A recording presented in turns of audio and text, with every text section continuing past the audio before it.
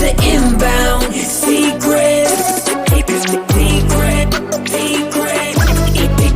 My name is Bryce, and I'm your host for The Inbound Secret, where we're talking with top performers and health experts and sales badasses alike about their strategies to optimize their well-being and performance. Once again, this is The Inbound Secret, and let's get rocking and rolling. This is the inbound. This is the inbound. This is the inbound. The inbound. This is the inbound secret.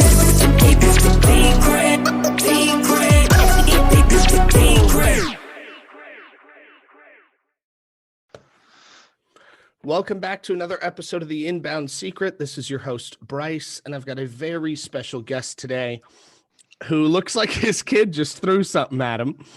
We've got Chris Baden here on the other line. Chris, give yourself an introduction. Yeah, hey, how's it going, everybody? I'm very much an entrepreneur. I am very much a father, a recent father of 3 now. So I have 2 boys, 2 and 4, and we just had our first baby girl who's now 2 months old. Well, congratulations. I know everybody listening is wishing you the same. I've got to ask, what just got thrown at you?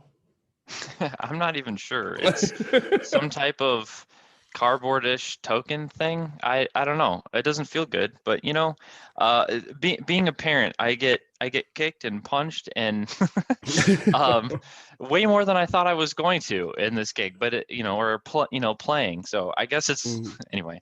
Yeah, man. No, makes sense. I have to apologize to you and everybody listening if I sound a little coarse or anybody watching sees me kind of fidget around, put a cough drop or something in. I still have residual bronchitis from COVID-19, so just bear with me. We'll get through it. Overall, I'm still here. Chris, I sounded better on your show than I sound on my show.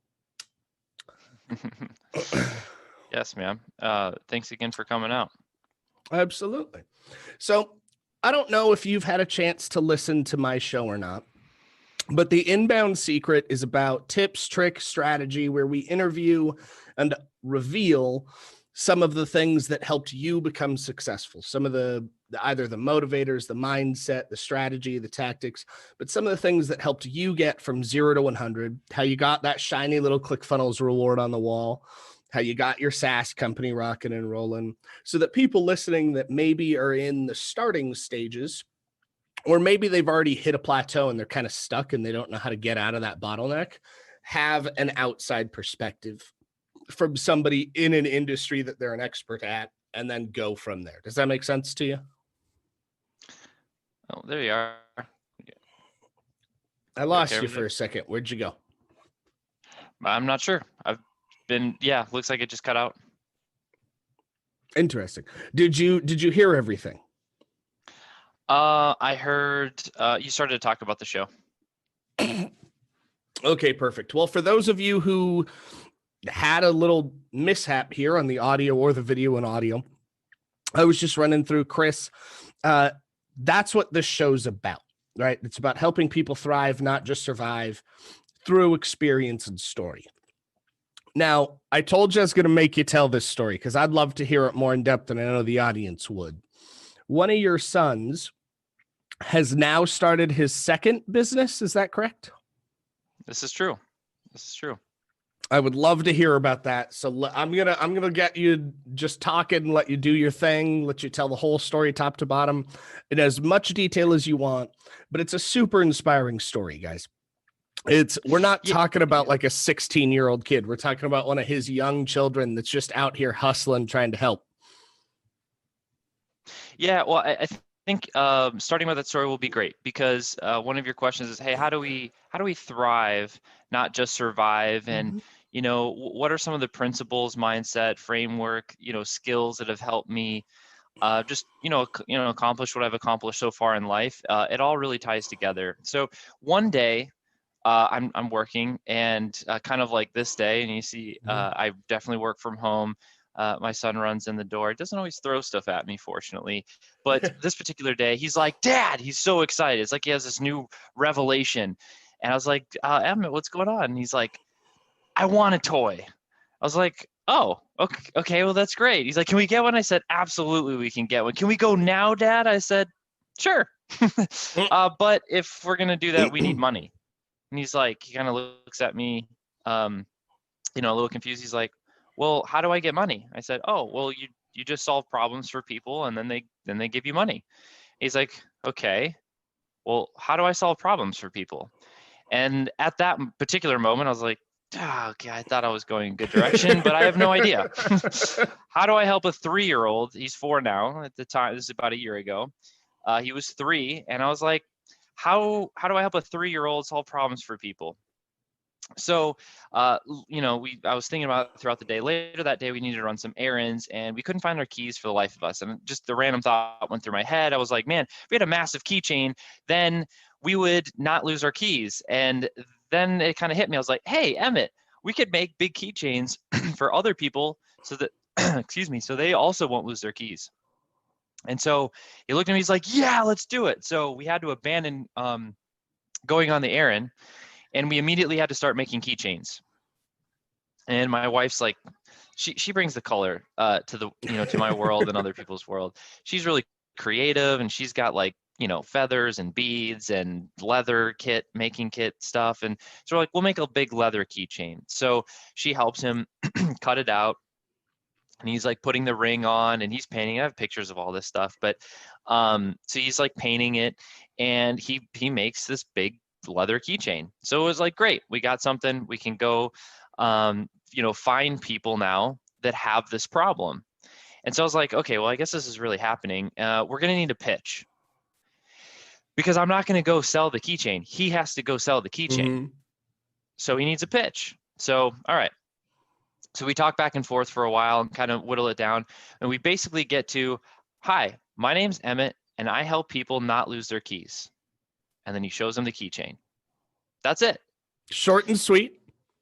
Short and sweet. I think, there's a lot of different takeaways, and that's not the whole story.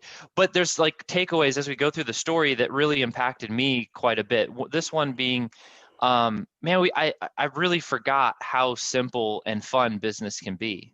Mm-hmm. It's just solving a problem for somebody. And it wasn't a perfect keychain. I'm not one of those parents that was like, this is a modern day Picasso. Genuine handcrafted leather. Look at the artistry on this thing, Bryce.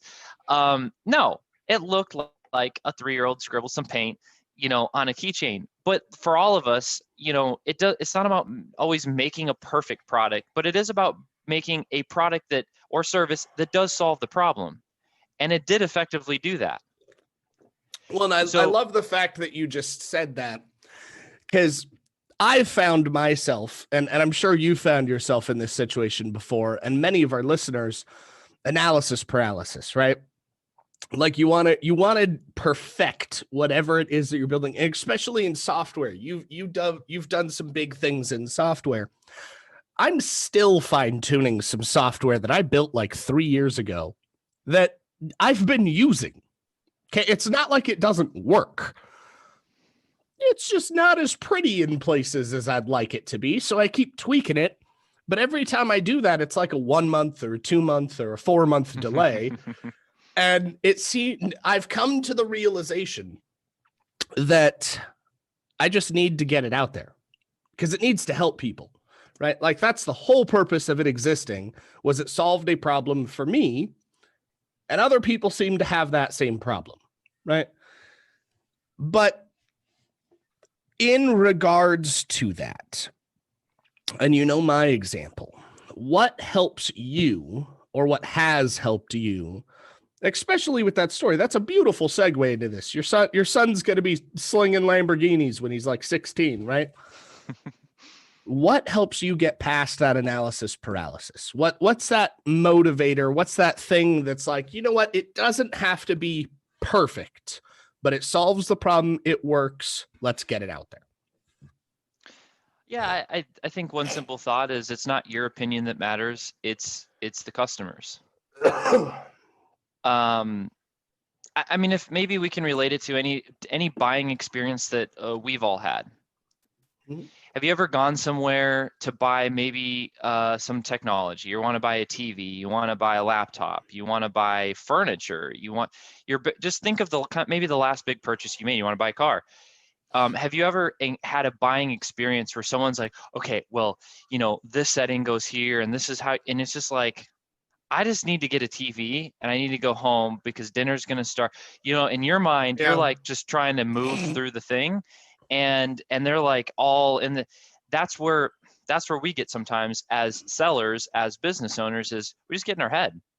And so going through kind of this story and this experience through my then 3-year-old was really refreshing, because it's like, oh, wow, business is and should be just this simple. And so there Emmett was with his imperfect product, but completed product. And it wasn't garbage. It still solved the problem. That's key, right? And so now he had his pitch down, and it was time to go door to door. So he got in his wagon. And where do you take your 3-year-old, Bryce? Do you go to neighbors who know you? Do you go to other neighborhoods? In my opinion, I don't want to go to people that we know. Why? Because you don't want to ask them for money? No, they would absolutely support Emmett. They would 100% buy, yeah. And that's exactly why we didn't go there. Because that's not real. Like, this isn't like, hey, do you want to support my kid because he has this idea and wants to get a toy?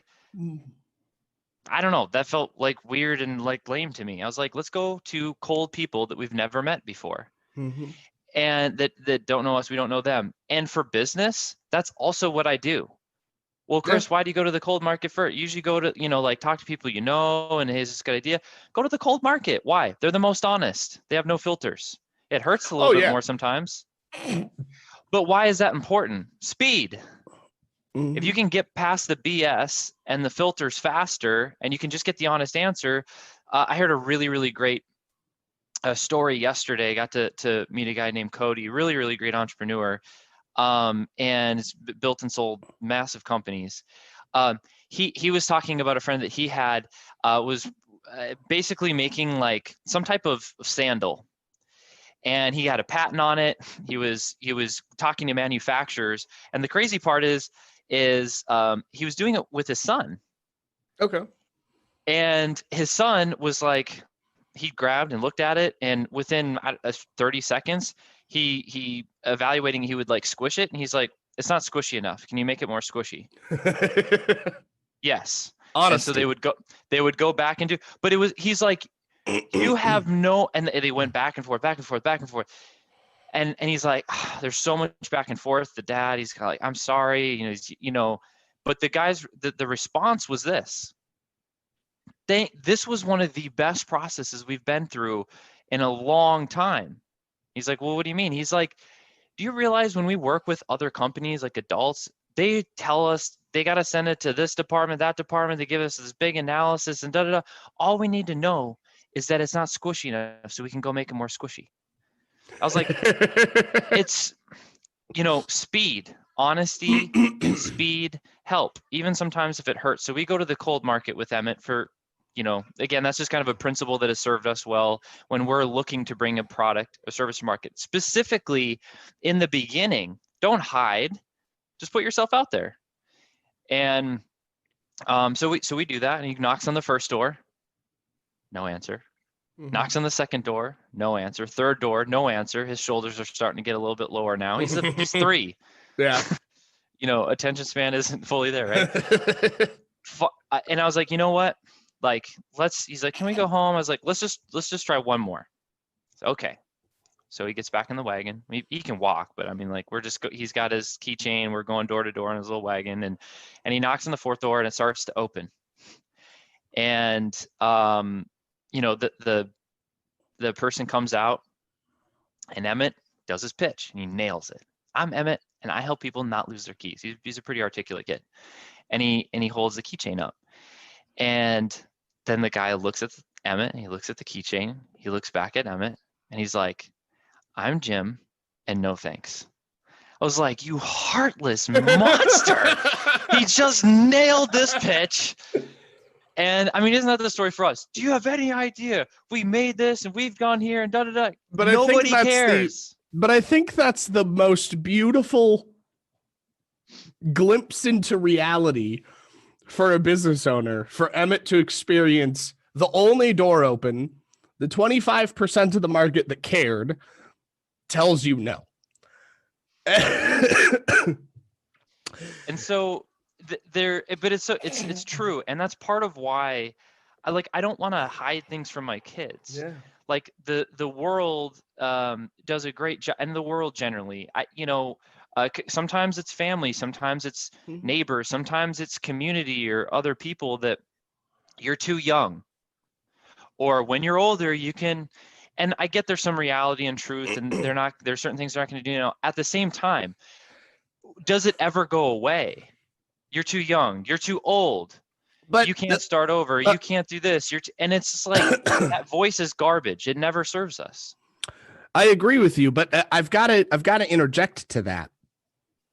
With the exception of law, like you're too young to drink, you're too young to drive, you're too old to drive, right? With the exception of law, I 100% agree. That voice is bullshit. Just the other day, one of my partners sent me over somebody that's going to be on the show here in a few weeks who started his business at 13. And now as a 15-year-old, 2 years down the road, he went from wholesaling and retailing Apple products as a licensed reseller, from what I hear on Google, looking this person up. He's got endorsements from some of the biggest tech companies on the planet to be able to resell their technology. He started when he was 13. Mm-hmm. Was he too young?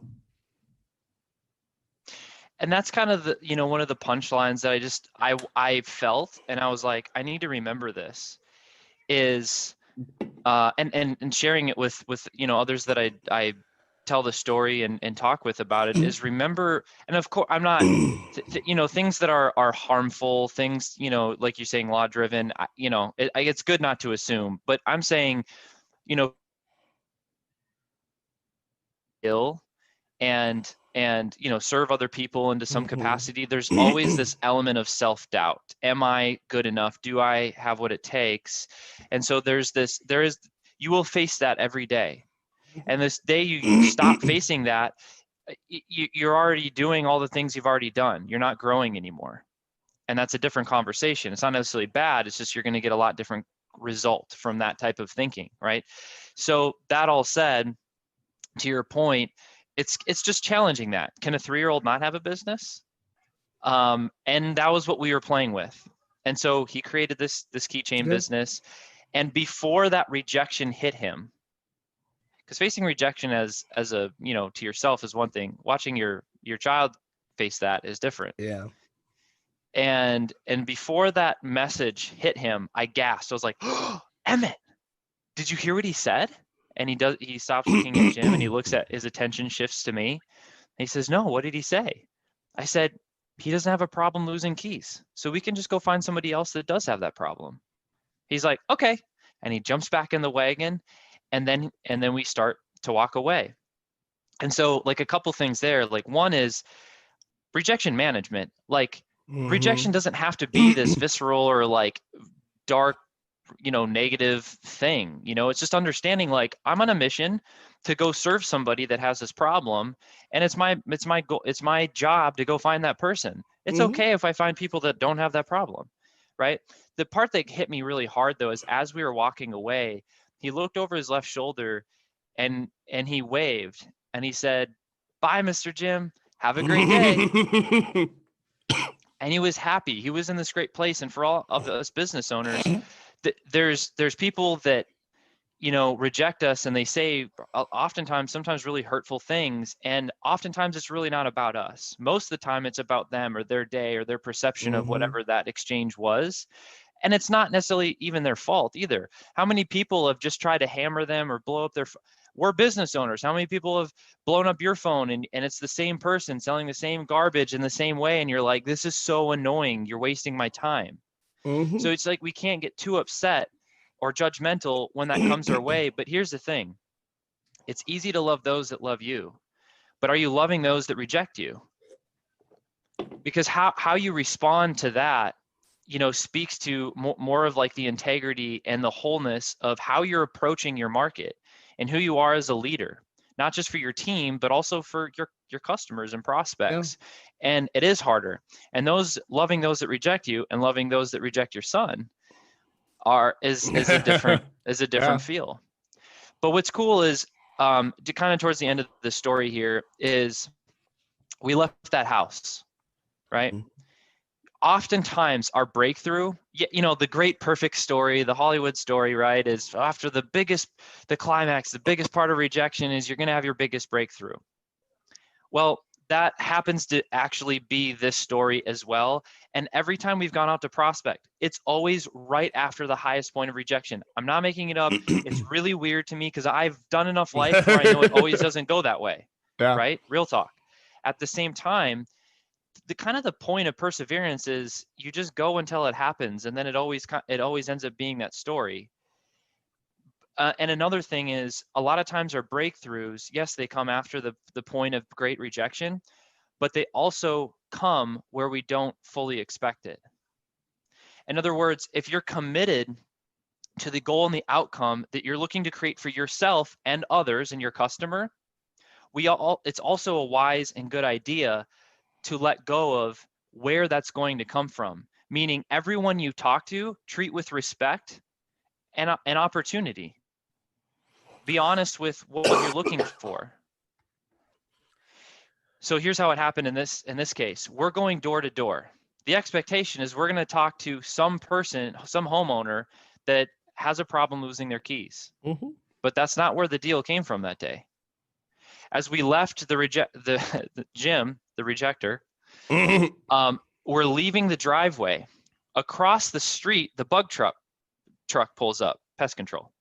Okay. And as the person's getting out of the truck, we're exiting the driveway across the street, like we're walking right towards each other, right? I mean, he's getting out of the car. So we kind of look at each other. I'm like, well, I guess we're going to go over there and have a conversation. So we walk up to him. Emmett says, "Hi, I'm Emmett, and I help people not lose their keys." He shows him the keychain. He just got out of his car. He's got keys in his hand. So he looks at the kid, Emmett, and then he looks at his keys, and he says, "How much?" And Emmett says, "There'll be $3, please." And he said, "Why not?" So he pulls $3 out, and he hands $3 to Emmett, and Emmett hands him the keychain. And he said, and he says thanks, and he got a sale. Yeah. And so we repeated this process, and I was like, oh, thank God, like it actually happened. This kid was driving the whole. I'm the entrepreneurial, dad, and I'm the one. Hey, you got to solve problem. I know I'm facilitating and leading a couple things, but I also have other kids. Well, my third is like really, really young, but my other one is driven a little bit different. My oldest Emmett, he is driving this. He's like, yeah, I want to do it. Can we go? I want to get in the wagon. I have another keychain, Dad. Can we, he's asking me to do these things. It's really weird. And anyway, so we don't do it every week. We don't do it every month. We just do it as it comes and goes. I want it to be simple. I want it to be the thing he enjoys. Is it any time that he wants a new toy? Not every. I mean, we feed him, we clothe him, we buy him toys. No, I know that. I know that. I wasn't making that assumption. The reason I ask, I was just having fun. I know. The reason I ask though is because if he already made that cognitive connection between I want a new toy, I need money for a new toy, that fast, that's remarkable. Because even as adults, I can't tell you how many times we've been through something and we've systemized something. And then I'm like, so what exactly, other than the money, what's the impact that we built this for? Right. And then I have to reverse engineer the thing to figure out what the original impact point was so that we could focus more on that. Very true statement. And I'm a 28-year-old adult. I've figured some life out, clearly not all of it, but some of it. So I love the fact that Emmett's getting out there and he's like, Dad, can we go do this? I've got a new one. Now, I just want to point out to those that were paying attention. Up to the first sale, have you realized that Emmett had a 20% close rate? Yeah. Yeah. Anyone listening, right?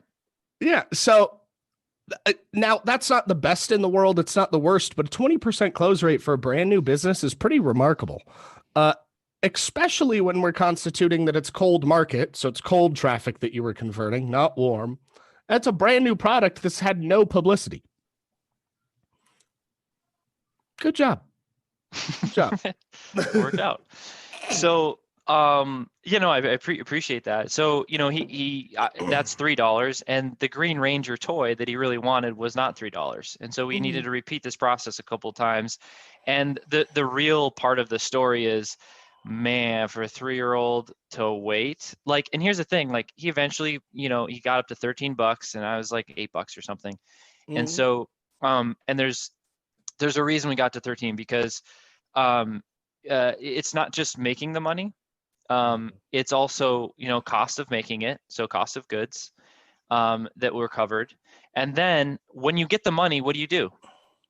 And most people don't talk about this or think about this part, but as entrepreneurs, let's be real, who cares how much money you make? Like in the business, what's your net profit? Yeah. And so I sold this, I sold that, but you're broke. You just created a job that you worked really hard in, and you're not making, so that all matters. So it's like, why don't we start that thinking early as well too? So we did cost of goods, but we have 3 jars, Bryce. We have 3 jars. So once the money comes in, it's not our money. It's ours to temporarily manage. Yeah. And be a good steward of. And so that's in our household, that's kind of how we focus and talk. And so we have the checking jar, we have the save jar, and we have the give jar. And we go through these jars, and we, to give, this money is meant for other people, to serve other people. To save is for emergencies, or investing. We're just staying with emergencies right now. And then the checking jar is for us. For right now, I'm just saying, for us. So they have like, a punchline for each of them. Yeah. And so to your point, hey, when he wanted the next toy, the next thing, I was like, oh, well, let's go to our jars. Oh, shoot. The checking jar is empty. We got to go fill it up again. Oh, okay. And so over the course of a year, and me, frankly, I'm like, okay, we've gone door to door. It's got that feel. It never feels good. Does anyone ever? Maybe some people like it. The people that like it probably shouldn't like it so much. No, but right? I do have to say this. The people that like it, the people that do it for a profession, and some of the people listening to this do that, are fucking rock stars. Oh, 100. Burton Hughes, a friend of mine down in Texas who does New View Roofing, right? All he does is sell door to door for like 2 hours a day. Yeah. For like 2 hours a day, and just crushes it. Yeah, but he's in a market and an industry that work in that industry. Yeah, and I still have plenty of friends. Like we're all going door to door to some level. As business owners. It's just what type of door are you going to? Yeah, 100%. Yeah, I still, like, I've done cold calling. I'm still. Reaching out to market, like, anyway. So yeah, not to put any negative light on that. It can be done really poorly, and there's some people that do it awful, and they should reconsider for everyone. Just like in my industry, there you can advertise online bad. It's a thing. You can do that. Same. Yep. Totally agree. And so, so we have created a different business now, and this one he's making, and my other son is excited about this one too. So they make about $30 a month, and I don't know, we might, depending on delivery, the demand's growing, which is great. But it's called Feel Good Pizza, and if someone wants to do this with their kids, they totally can. Feel Good Pizza. Why? Because you can eat as much of it as you want, and you're still going to feel good, because it's just simple, like, whole ingredients. We make the dough fresh, and it's given that day. And we just started eating it in our home. Again, notice both businesses are created out of our own problem or experience first, and then we're sharing that with others, which is the why of what you were talking about earlier. Other than money, why are we doing this? And so it's just scaling that genuine great experience that you're having. So, I was hungry, and I was like, I wanted to eat more vegetables in my life. And it's like, well, how do I sell myself on eating more vegetables? Make it look like pizza.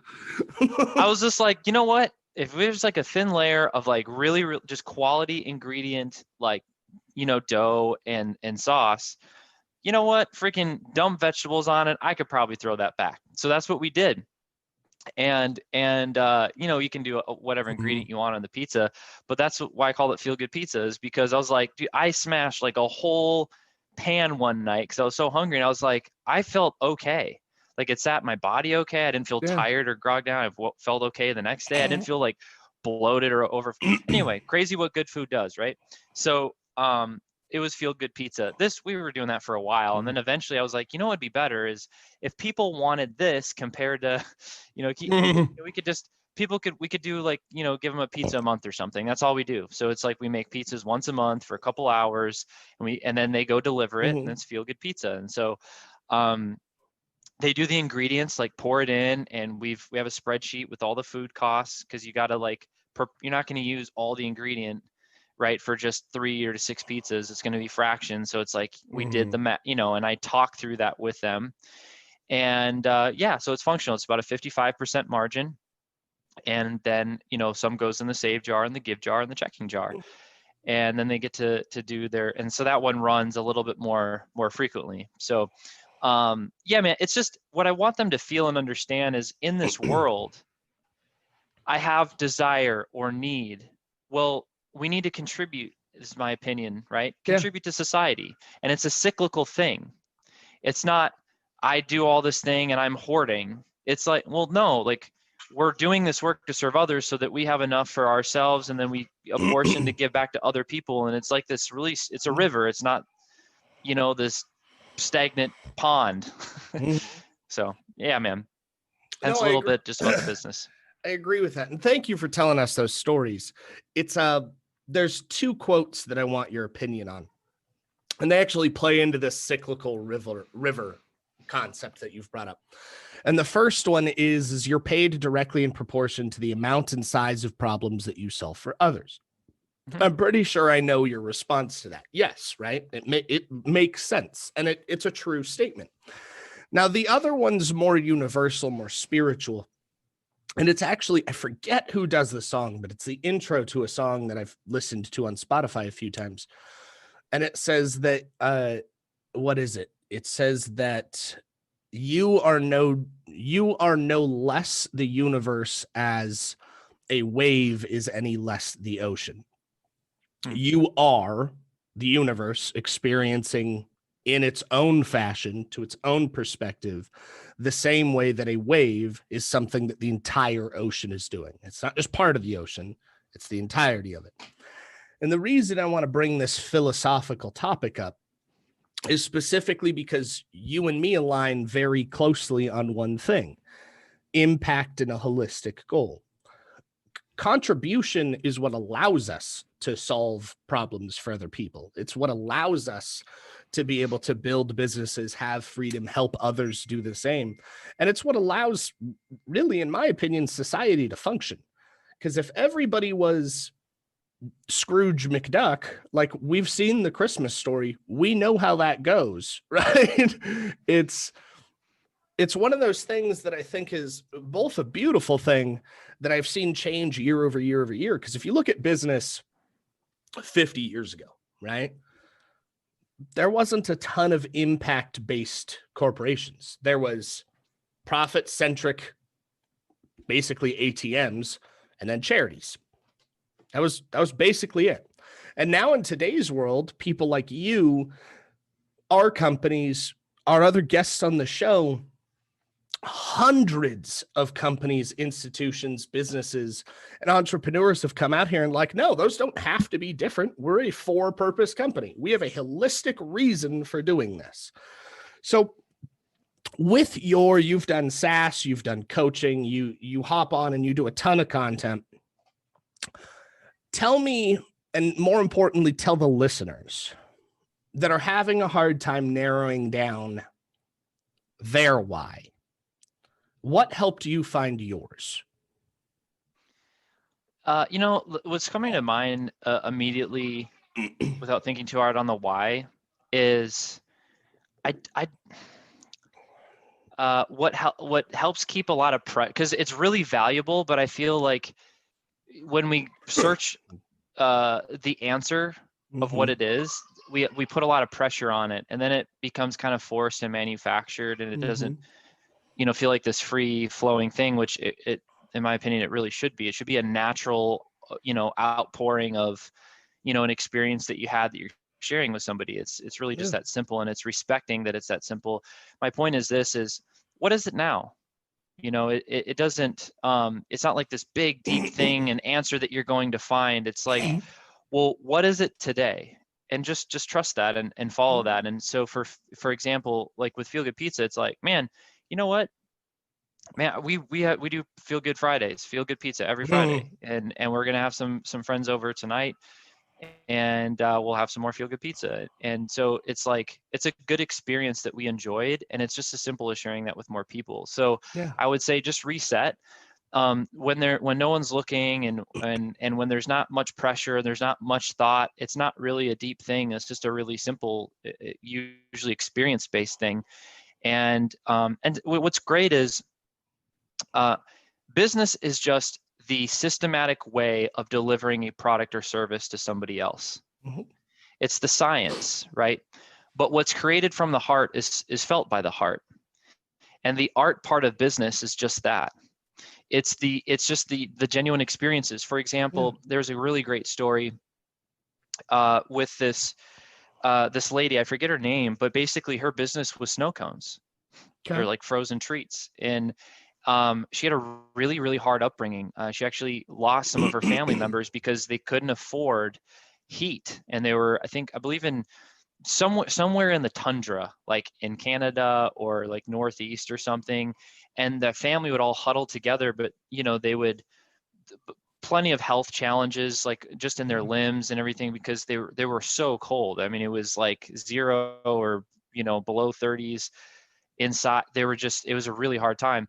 Once in a while, they were able to go get some like desserts together, and for them, what's important is the experience, the meaning, and the emotion, the art and the heart for them that they got to experience. And so what she did was create a business that it's that emotion. She's delivering that emotion and experience through her snow cone business. And part of the funds and her mission of doing that is to support family with clothing and warmth, or to cover, you know, a heating bill, electric bill, right? And so you're asking, well, how do you find your why? You can maybe you just reset to those experiences, and give yourself time. Like write down some ideas and then walk away from it for a couple of days or a week, and then come back to it. Let it kind of marinate in it for a second, and it'll become clear. And then it's just trusting and being creative of like, well, what are some different ways that I can deliver that experience? And your business becomes the vehicle of how you share that. Yeah. I mean, that's artfully said, but I love the fact that you said give yourself some time, right? Reset to the emotion and the experience. Me and a partner were just talking last night about doing I'm excited about it, but it's really kind of hard to explain. So it's a coaching program, right? But it's free for youth, has a scholarship program for anybody that wants to sponsor somebody. And it has a holistic charity that goes to youth centers that help them get clothing, school supplies, education, and really cultivate and create a lifestyle and a life that they're looking for. And we're going to make nothing on it. It's not about profit to us. But that why, wanting to be part of something that is completely holistically driven to change the lives of America and the world's youth, to help them set up for success, to help them create businesses before they're 18, to make profitable changes, to help them be the first millionaires in their life. That wasn't a why that I had 3 years ago. It's a why I have now, but it wasn't one that I had previously. But there's an emotion and an experience tied to that. I basically abused my education system. I didn't take advantage of it at all throughout my life. Didn't know what I wanted to do or how I wanted to go.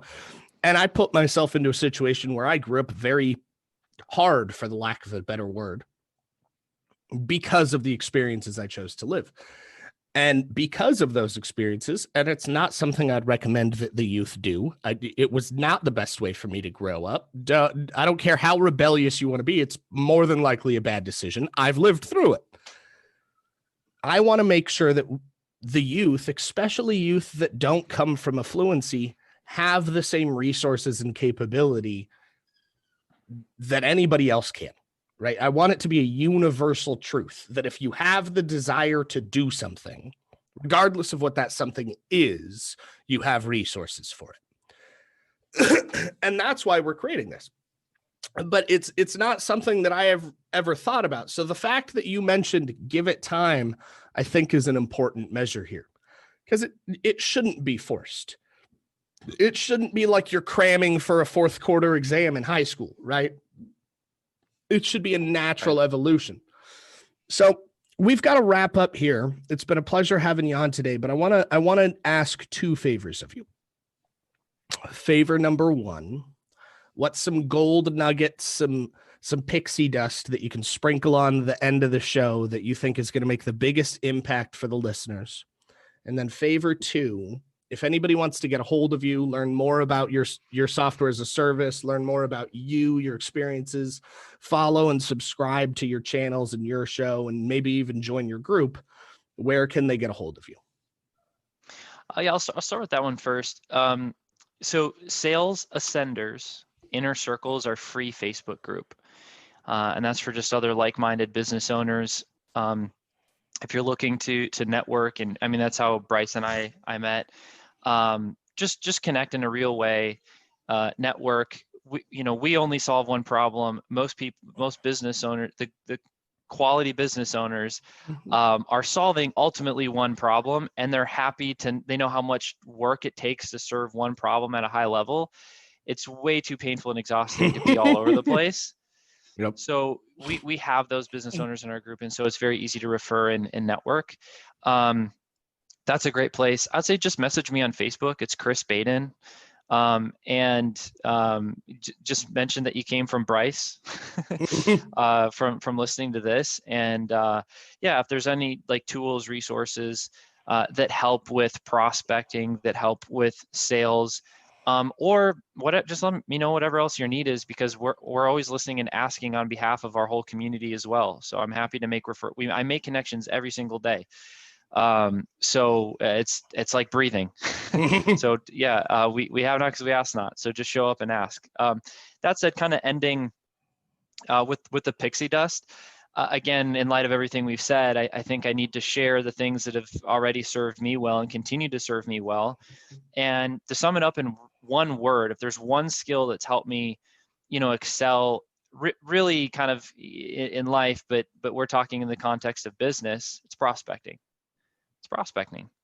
I like to call it purpose-driven prospecting. I kind of have my own frameworks around purpose-driven prospecting. But the reason I say that is I define prospecting as it's the skill, because it is a skill that can be learned by anybody. It's a skill, language, and activity of creating new connection. Mm-hmm. The skill, language, and activity of creating new connection. And no matter business or not business, everyone in any walk of life absolutely needs this. Here's why. To accomplish something greater than yourself, it does take more than yourself. Mm-hmm. There's no way I'd have been able to accomplish even a fraction of what I have if I was doing everything. I've been blessed to have great people, great partners, great team, great customers around me. And the journey of creating that is prospecting. It's the skill, language, and activity of making new connection. If you need to reach out to new prospect for new partners, you got to assemble the A team, right? If you need to reach out for new customers because the business needs sales, if you need to reach out to service providers that are experts in operations or other ancillary functions of a business that you need. If you're on the prowl and you're looking for a spouse, it's prospecting. It's the skill, language, and activity of creating new connection, and that never stops. And sometimes it's also this. Sometimes it's with people you still can create new connection and deeper connection with the people you know. New connection doesn't always mean new people. Yeah. And so there's this concept of prospecting that goes wide and it also goes deep. And that's helped me, build companies that do at least $1 million or more a year in insurance, in e-com, in software, and all those three particular industries were all built within the last 5 years. So it's been really exhausting while building a family. But I would say to accomplish something greater than yourself, it takes more than yourself, and creating new connection through the activity of prospecting is the way to go. I love it. I love it. So everybody listening, go join the Sales Ascender community on Facebook. Find Chris Baden on Facebook as well. You'll see his beautiful face if you're watching. If you're just listening, bearded white man with headphones, and you'll be able to find him there. Now, for anybody who wants to follow a little more closely, if you have questions, you want to contact Chris on a more in-depth level, have questions, or just can't find his profile, hit me up here either in the comments or on the Inbound Secrets page. I will happily connect you guys. And once again, thank you for being part of the Inbound Secret, and we will see you next time. This is the Inbound Secret. My name is Bryce, and I'm your host for the Inbound Secret, where we're talking with top performers and health experts and sales badasses alike about their strategies to optimize their well-being and performance. Once again, this is the Inbound Secret, and let's get rocking and rolling. This is the Inbound. This is the Inbound.